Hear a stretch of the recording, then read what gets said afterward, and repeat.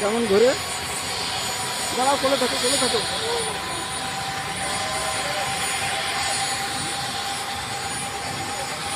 Camera নিচে করো, camera নিচে করো, ক্যামেরা নিচে করো, ক্যামেরা নিচে করো। এটা পুরো ইয়ে হচ্ছে, ছবি তুললাম না।